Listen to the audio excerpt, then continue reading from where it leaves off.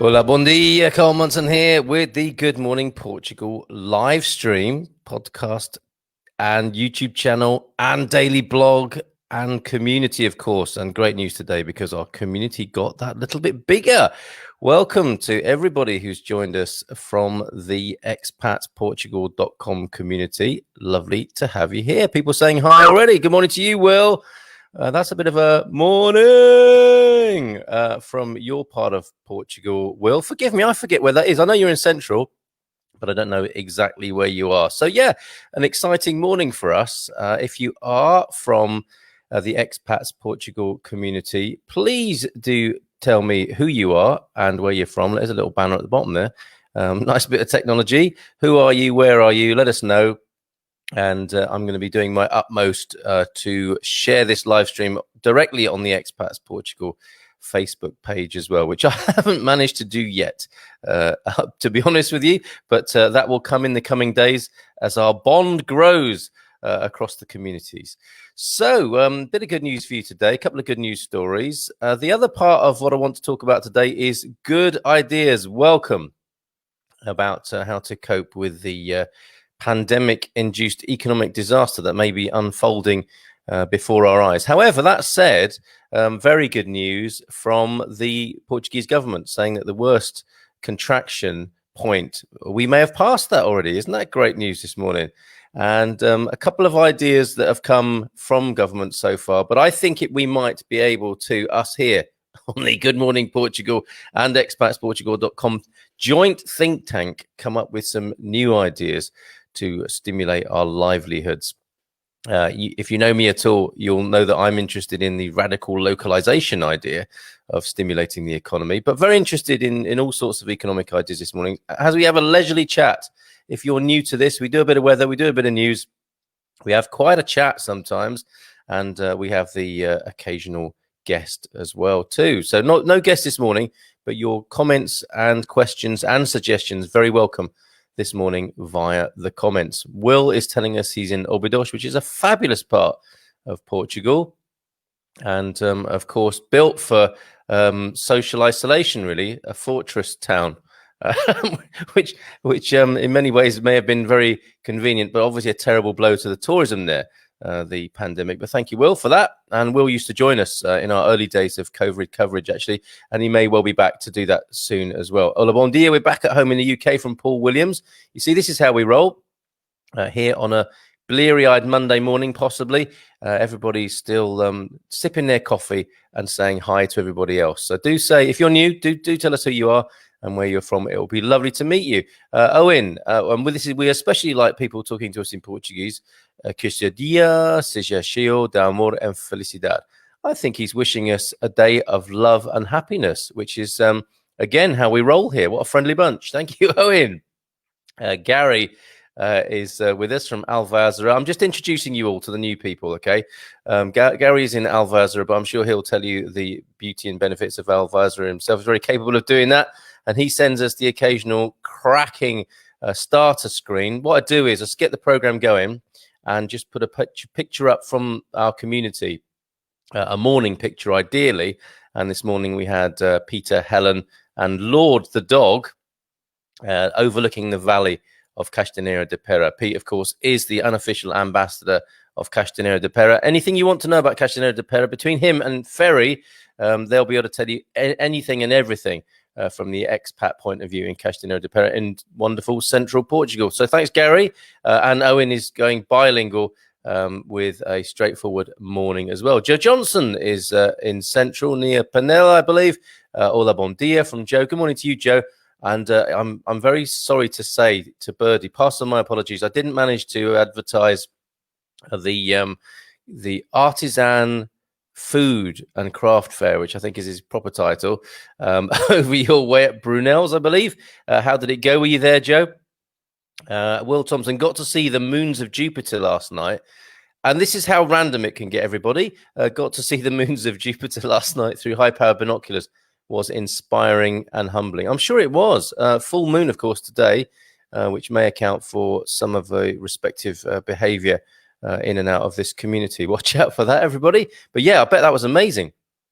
Will Quite the boffin scientist. I hope you don't.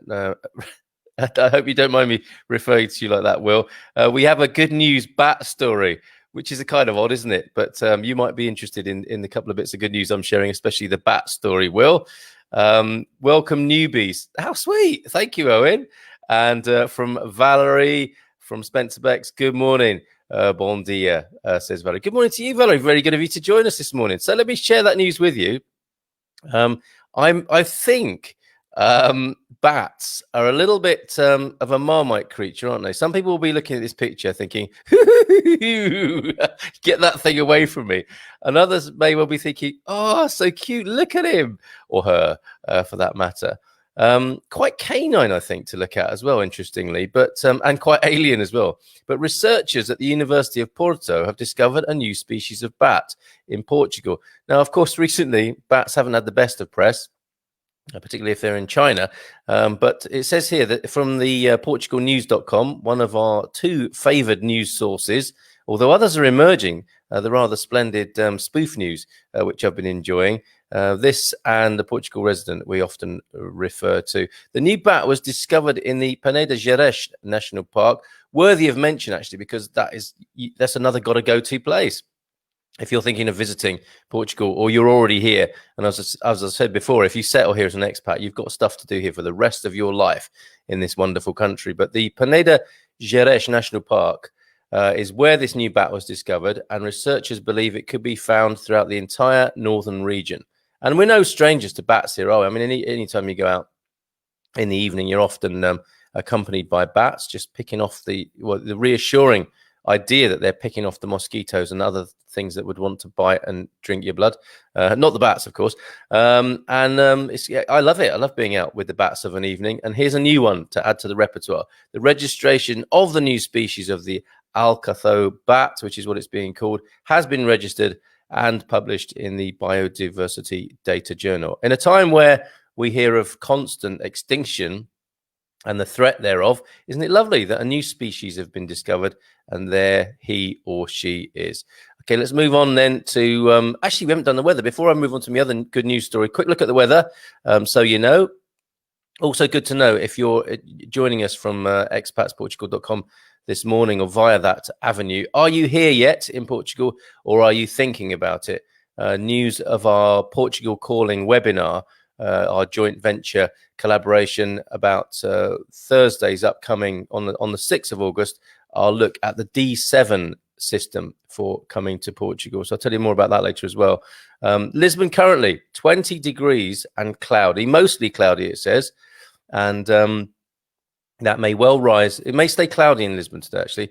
But to 28 days, very comfortable, 28 degrees, albeit a little bit cloudy. And if you've had a hot weekend, that might be quite a relief. I have a slightly red neck from jet washing a swimming pool. And you know how it is. Jet washing is one of those weird things, isn't it? You get involved in it and time passes. And before you know it, you have a very red neck and head, which if you're not for my headphones, you would see the rather sore and red top of my head, which is not covered in hair like it used to be. But less said about that, the better. Porto, 18 degrees and overcast at the moment. Oh, slightly overcast start to the day across Portugal, it would seem. 23 to look forward to in Porto and remaining cloudy.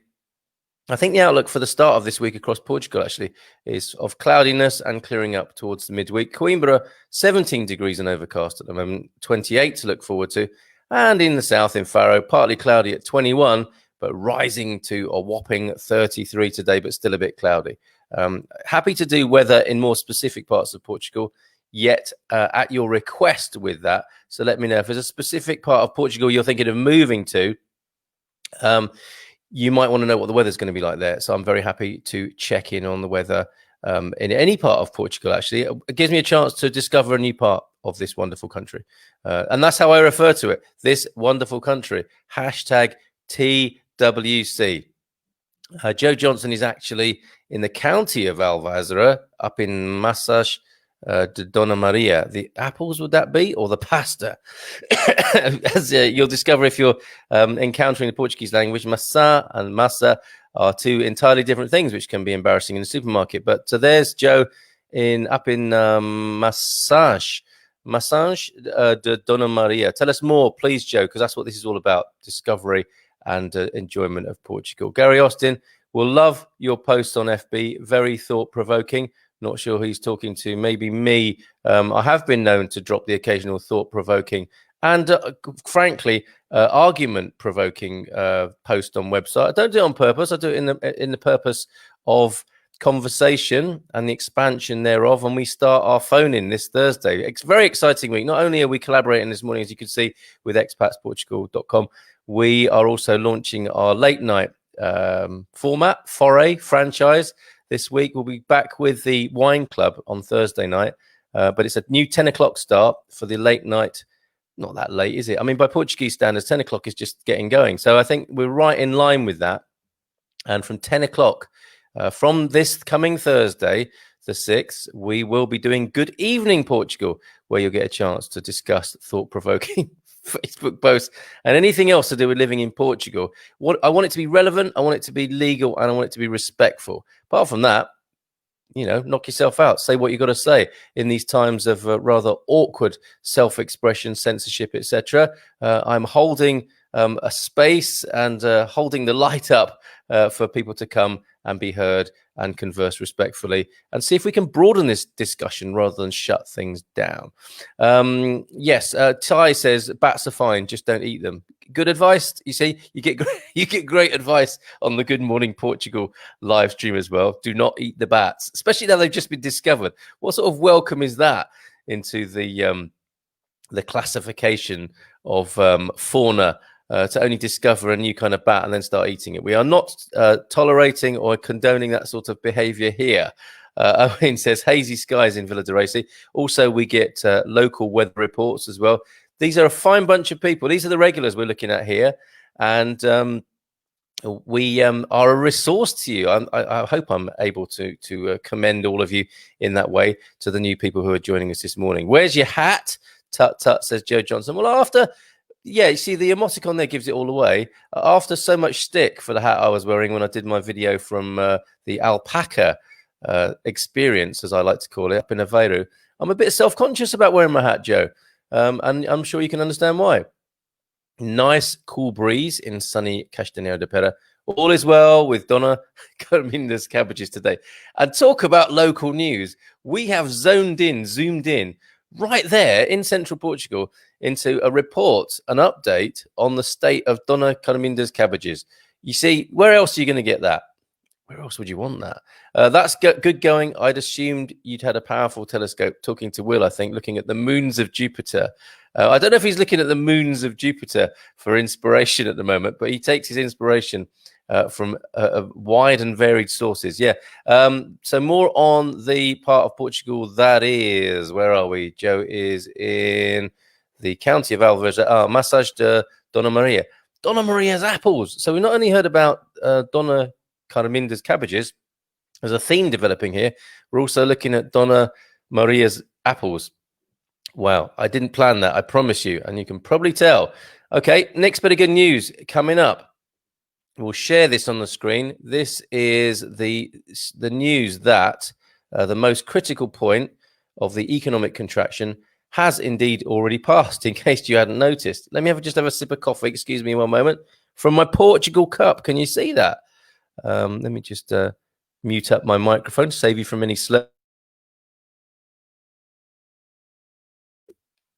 Lovely cup of coffee from Mrs. M. Thank you, Mrs. M, who occasionally tunes in, but she has children to prepare breakfast for as well, of course. But I'm always grateful when she tunes in.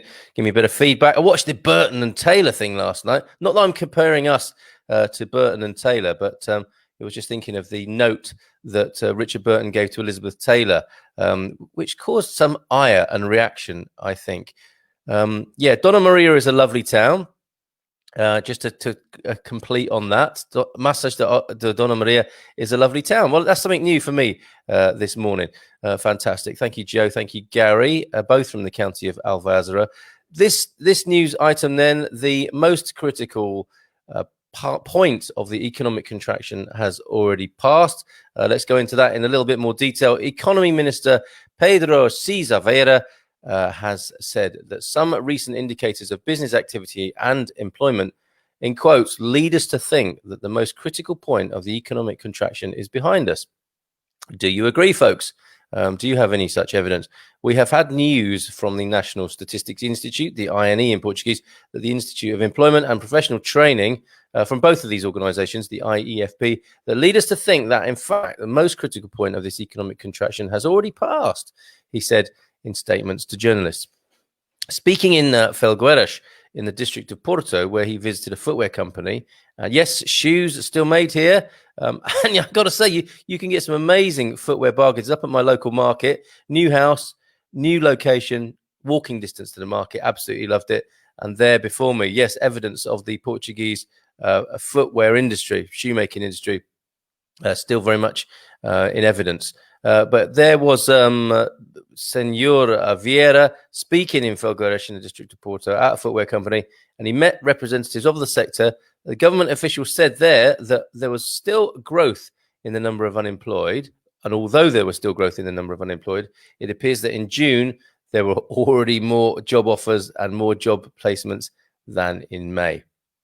Okay, I guess that's one indicator. There are many others, of course. It is still very little, but clearly there is already a slowdown in the rise in unemployment, he stressed. Now that economic activity is starting to resume, albeit slowly, support to companies has to be directed to co-participate and support the payment of wages. And I see, yeah, there was another news item about companies whose turnover, I think, had dropped beneath 75%, which would obviously be very worrying. Are in line, I believe, for some government assistance. So there you go. The second of our good news stories this morning. Before we look to ideas, do you have any? Do you have any ideas about how to stimulate the economy that may not have otherwise been discussed anywhere else on the internet, which is unlikely, but it's a matter of sifting through and sharing that information, isn't it? Hold on, Carl, it's time to provide some grub for the bread snappers. Put the link for donations to keep the program going. Oh, nice one, Gary. Yes, that's a lovely shout. Thank you for that. Let me see if I can find that. Here we go. We'll just change that for a moment. If you like what we're doing, please buy us a packet of seeds. And we mean that metaphorically, of course. I don't make the children eat seeds.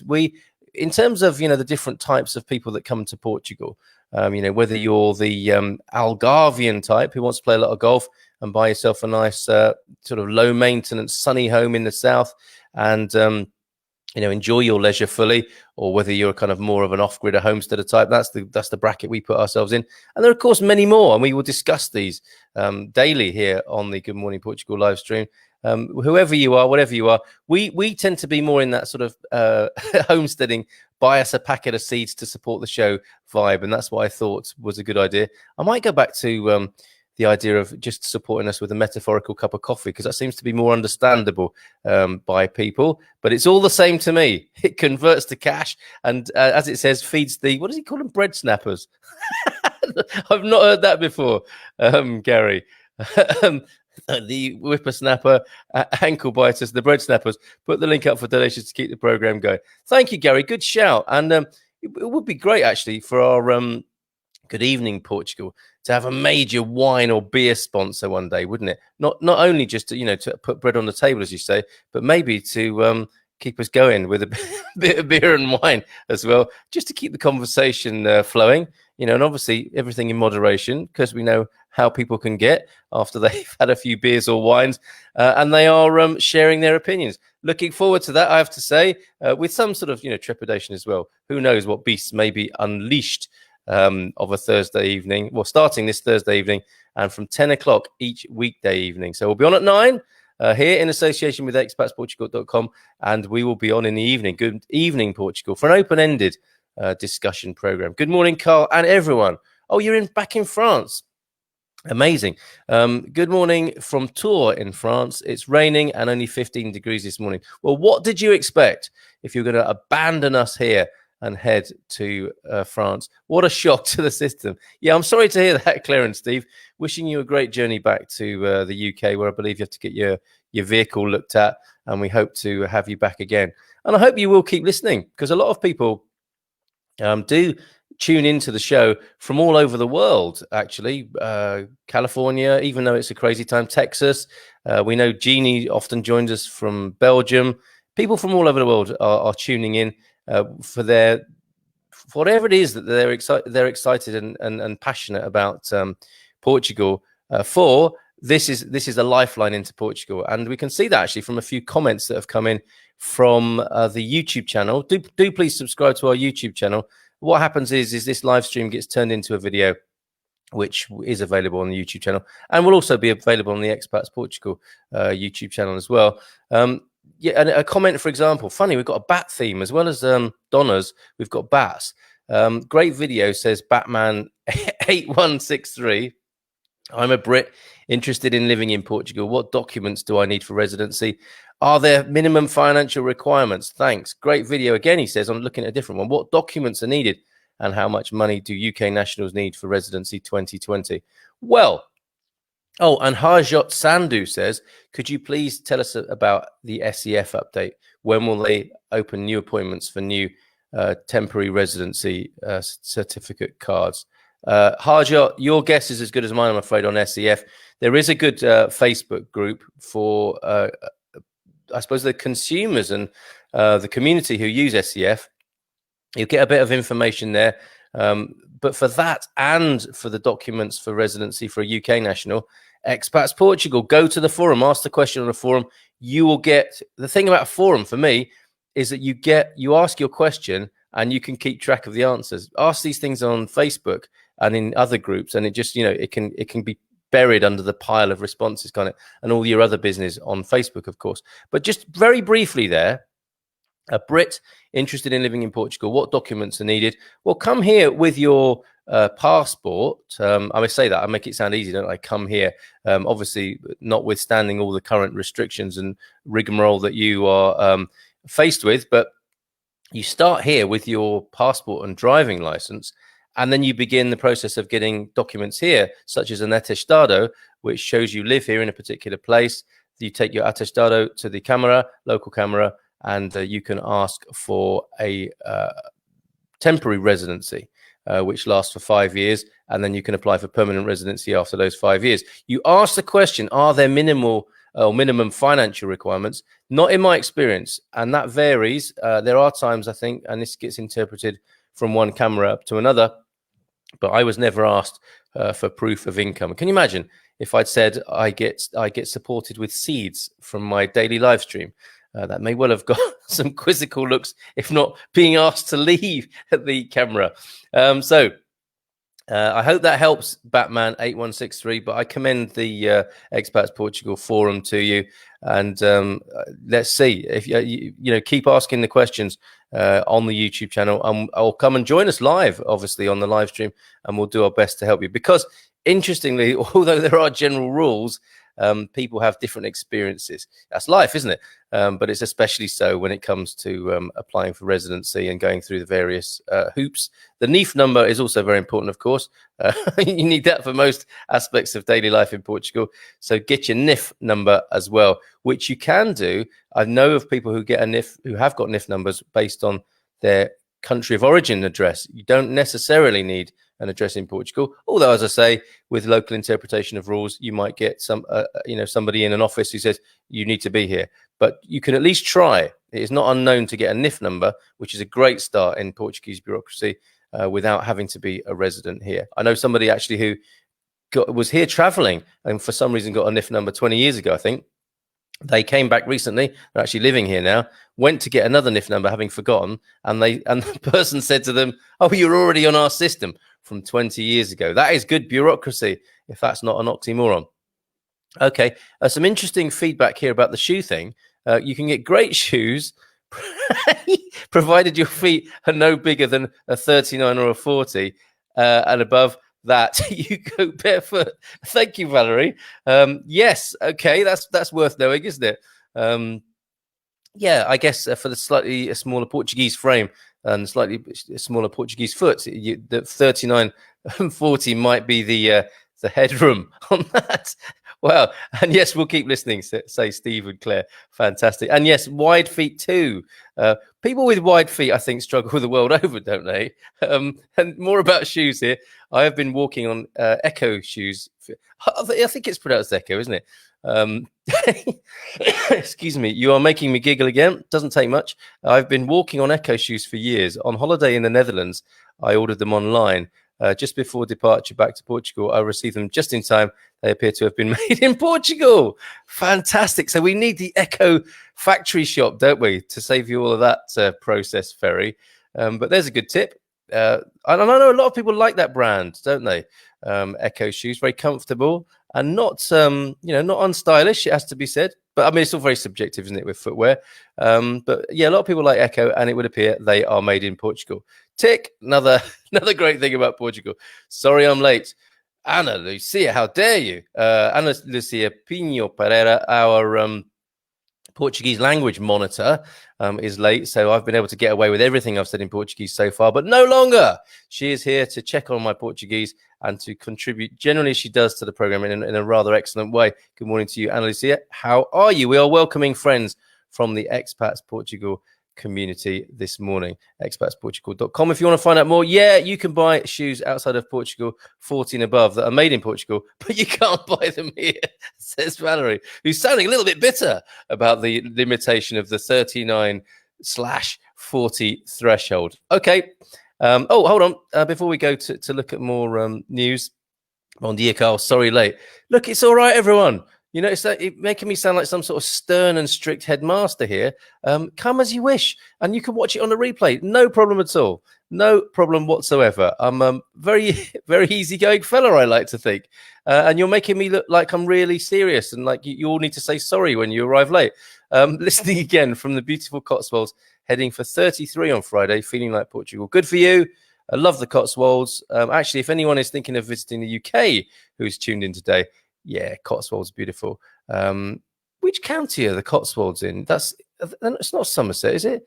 I'm sure you'll tell us, Jeff. And yes, thank you for your PM.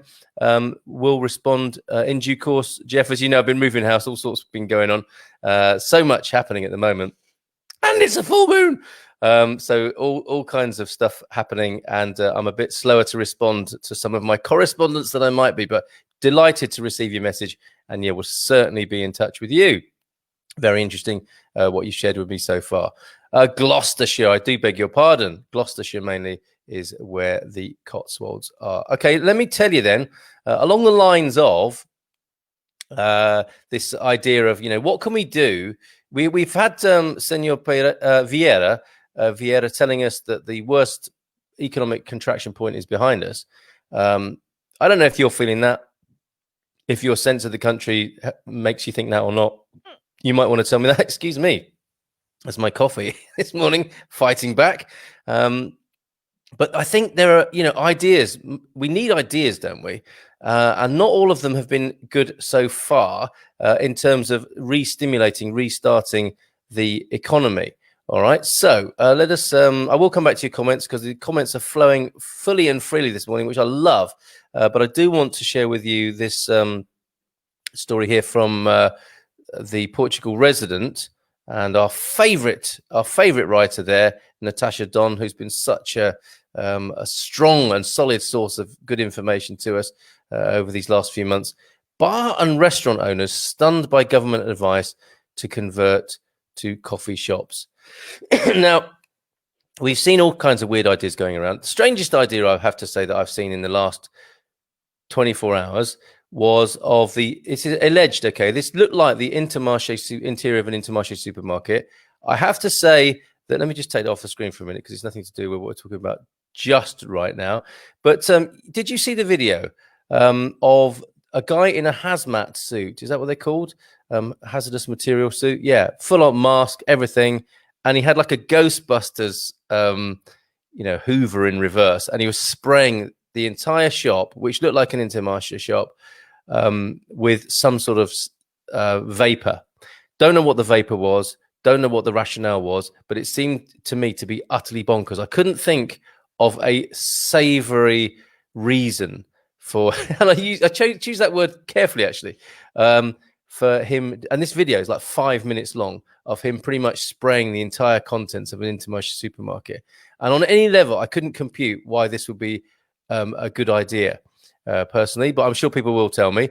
And that's, to me, in terms of all the ideas that are around at the moment in how we manage the pandemic, the virus, etc., and the effect of that didn't seem the best or the strongest. And I don't think it would, to be fair to Intermarché, it was an official video. I think what happened there was his mate was filming him doing it. Like, look, this is Joao spraying the shop and sending it to the folks back home. And it's leaked onto the internet. And there he is spraying, all the fresh veg.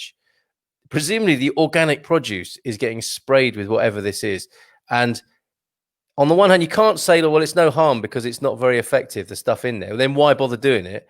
If you're going to bother to spray stuff, it's going to be potent in some way, isn't it? So for a start, for those people who don't want their vegetables sprayed, or if organic veg do get sprayed, then they must be reclassified, presumably. But anyway, I won't bang about that too much. I have been accused of banging on a little bit recently, and guilty as charged, I have to say. Let's go back to this other idea of how bars and restaurant owners are stunned by the government advice to convert to coffee shops.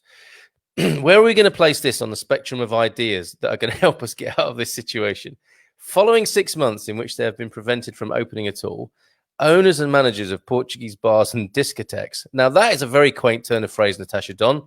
I think people say nightclubs these days, but I'll never forego the opportunity to say the word discotheque. It sounds like a BBC announcer from the 1930s. People are having fun and letting their hair down in discotheques. Obviously, discotheques weren't invented in the 1930s, but you get my drift there. They heard yesterday that they can open from Saturday as coffee shops with absolutely no chance of dancing unless on an outside dance floor. Welcome to crazy, everyone. Their ideas in Greater Lisbon will be strictly their hours, in Greater Lisbon will be strictly controlled. They must be closed by 8 p.m. every night. So here we go. Here's a nightclub that is closed by 8 o'clock, that doesn't have a dance floor, but you can have a coffee. Because coffee's hard to come by in Lisbon, of course. But in the rest of the country, they will be able to run until 1 a.m. So you have to drive out of town if you want to dance until 1 a.m. How can this be enough for a segment that traditionally only gets started after midnight and operates habitually into the wee small hours? The short answer is that it isn't enough. It isn't even workable. Most premises say that they will stay shut through the summer. And yes, there will be a cascade of redundancies unless financial measures are put in place fast. Said one clearly bemused bar owner interviewed by RTP in Lisbon, who is going to come to a discotheque after. So he's saying it as well. Excuse me. Who is going to come to a discotheque after work to sit in a close space like this one when there are open air terraces nearby before going out to dinner? Who is going to come here to eat? What? A croquette? This person is not happy. None of it makes sense, stresses Antonio Fonseca, president of the Association of Bars in the historic area of Porto. Indeed, Fonseca has dubbed the decision the greatest legislative mistake in living memory. And I mean, let's face it, he'll have a lot to choose from. What's needed, he says, are grants, not loans, to get businesses that have no choice but to remain closed through this wasteland moment to a point where they can reopen and function normally. From now, the government has not reacted in any way to the sense of disbelief in a sector that has been holding out for good news to help it recover through August. Now, of course, politicians are accused of really not necessarily knowing a lot about the real world. The typical question is like, how much is a pint of milk, for example, for your meio gordo leite. They probably just came up with that idea. What should we do about bars and clubs? I don't know. Let's just turn it into a coffee bar. Let's try that. That I think is not on the best end of the best ideas. What about in the UK then? What do we think of? And where's my story gone there? Oh, eating out to help out. Have you heard about this? Eating out to help out. I mention this because it's in my native UK. I won't bang on about it too much, but Eat Out to Help Out, coronavirus scheme offering UK diners 50% off. So you get a half-price meal in England now, in UK, to stimulate the economy. Diners across the UK will be able to enjoy half-price meals throughout August from Monday as part of a government scheme aimed at boosting restaurants and pubs post-lockdown. Eat Out to Help Out applies to eat-in food and drink on Monday to Wednesdays. It's complicated at more than 72,000 venues. The discount is capped at £10 per person and does not apply to alcohol. But critics said, you see, as soon as any idea is suggested, Someone's on it, aren't they? Some kind of lobby is on it. Critics said unhealthy food should have been excluded from the scheme over fears it could fuel obesity. And HM Custom Revenue and Customs boss Jim Harrow also warned that the scheme may not offer value for money for taxpayers. Again, I have to say, there's probably a lot of schemes to choose from that may not offer value for money for taxpayers. Won't stay too long in the UK, but there's another idea that perhaps isn't the best, the May West, for stimulating and recovering the economy. Back to your comments now. It is possible to set up somewhere on the Good Morning Portugal. Oh, is it possible to set up somewhere on the Good Morning Portugal website where people can advertise events, trade items, or post wanted things, etc.? Donate packets of seeds when you post something. Thank you, Gary, for a lovely idea. And I'm just gonna give that straight to Expats Portugal, because they have all of that, and they've invested good money, they're hard earned, in the website that they've created. Where you can. Let me just show you actually. Let me show you what's possible over there. They are at the moment they've launched a real estate part of their website, but over on Expats Portugal there is a marketplace, and events and everything. I do appreciate it, Gary, the idea that people will make a donation while making a listing on Good Morning Portugal. I think it might create quite a lot of work for me to do. I prefer this bit. I prefer being on air, and it's lovely if people want to make a donation while I'm on air, if they feel inspired or helped by anything that's been said. And I'm going to leave it to other sites, including Expats Portugal, to do the listing thing. Just showing you here their new real estate part. And I wanted to show you this because of the featured property in Saldana here. We're getting a bit Casa do Dia-ish here, but look, Saldana executive apartment with terrace. Let's find out how much this one is. I love Saldana in Lisbon. The Avenida de República is just such a wonderful thing. You used to get the train to Entre Campos, walk past Campo Pequeno towards town. Incredible restaurants and eateries and hotels with great bars and buffets and stuff.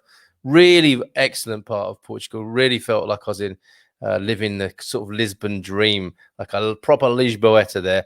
And there, look, I can live there now if I've got a spare 515,000 euros rattling around or stuffed down the back of the sofa.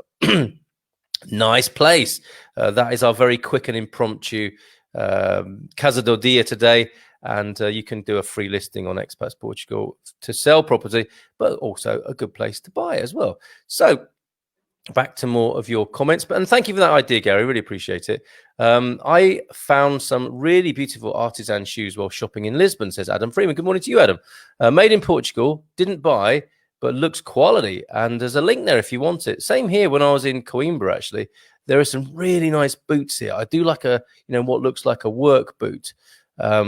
Trader boot or whatever they're called, Chelsea boots, and Portugal make a really good, nice sort of chestnutty brown workwear boot that seems to be pretty ubiquitous, and incredible value, handcrafted. I don't know how much machining's in them, but they look, and I'm told they were handcrafted in a really nice kind of artisan-y shop in one of the lovely lanes of Coimbra. Must do more about that shop. Really loved it. Not just boots and shoes in there, but really great gear of all kinds. Thank you, Adam, for that.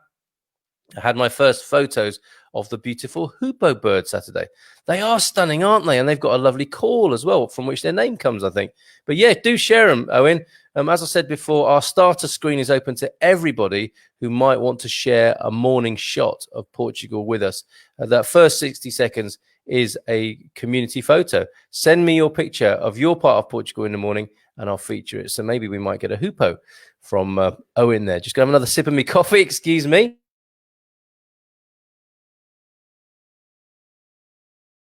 Oh, and a quick cough as well. Cough and a coffee. But you'll spare that as I mute the microphone. And what else was I going to share with you? I mean, what have we got? Have we got no ideas yet? So maybe everyone is in a similar sort of paucity of imagination as the governments around the world are, who are scratching their heads at the moment thinking, how on earth, what on earth are we going to do? I just seen Ty's comment. Will is saying the shop spray is odd. Yes, going back to my comments about the person with the Ghostbuster style spray, but I guess it's that low grade WCID stuff. Is that what it's called? Is that a typo that's used? Not that toxic, but there was a confirmed case on the staff or such. Oh, okay, Will. Yeah, Will the super sleuth there. It may not be standard practice. And these are the conclusions we shouldn't jump to, of course, which I sometimes do. Okay, it's a low grade acid spray. Okay, and it might be because that actual store was quarantined, and there was okay. I get it. My mind immediately went to, oh my god, this is the new normal. Everything in a shop gets sprayed overnight, so that you can go and buy it with extra chemicals on in the morning. It was perhaps, as Will says, they're very good. Will, this is why I need you. This is why I absolutely need you, because my mind goes to places that yours doesn't, and vice versa. And that's why we need to have respectful conversations, right? Because none of us has the complete picture, as much as we would like to think we do, as I sometimes do, as I'm sure we all do. So that's why it's really important for us to keep talking and be respectful to each other. That is a brilliant accent you did. Should read a news article like that every morning for giggles. Thank you, Will. That was my this is the BBC World Service one from Crystal Palace, southeast of London, the capital of England. I don't know if I could keep that up, and likewise, I don't know if I should inflict my Donald Trump impression. It's allegedly a famous Donald Trump impression. That could well cause a diplomatic storm.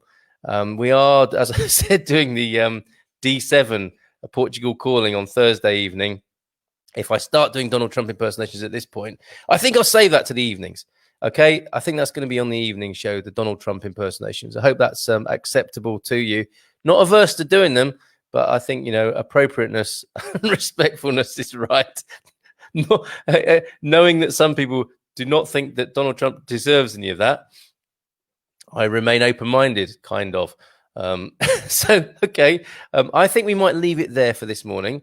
And do you not think the Expats Portugal .com community been a little bit quiet? Are they just sort of checking us out, seeing what we're like before they pile in? We're going to be doing this every morning. We are broadening our community and our reach. And we have some fantastic regulars here, and you've heard them all speak pretty much this morning, chipping in. This is how we do things here. Very convivial, very community-based, very collaborative. People helping people, basically. That's the vibe of Good Morning Portugal. For people who want to come to Portugal and people already living here, we like to think we serve both communities that obviously have a big overlap as well. So be with us, bear with us, stick with us, join us, have some fun here on the Good Morning Portugal live stream. And we'll be here again tomorrow morning. And of course, now that things are settling down for me a bit, we will be going back to having more guests as well. So it won't be just the sound of my voice and me taking lots of breaks to have a sip of coffee. It will be other textures as well, and maybe Donald Trump impersonations, as well as official BBC announcements, or in the style of, and I can't be claiming to make official BBC announcements, get myself into all sorts of trouble. So have a great day. Te logo, te já, abraços, beijinhos. Quick scan to make sure I've covered everything that I meant to. I mean, what's so great about what's been going on is that we are just getting more and more material, so much more to talk about, and these incredible challenging times we're living in, there is so much to say, so much to cover. And thank you, Owen. Final word from Owen. Have sent a photo. That's of a hoopo, so that will be a community picture. Keep those coming on. Really love those, and I think they need to be published elsewhere as well. And we've got one in the pipeline of beauty from Gary in Alvaza as well. Thank you all. Let me just put that ticker tape back on. If you like what we do, go to ko-fi.com, ko-fi.com/Carl Munson. That is actually our blog, okay? And if you miss anything on the live stream, you're likely to find it there. Links to the podcast, links to the YouTube channel, and links to everything we talk about each morning here on the Good Morning Portugal live stream, which is about to conclude for today. So take care. Bye for now. Ciao, ciao.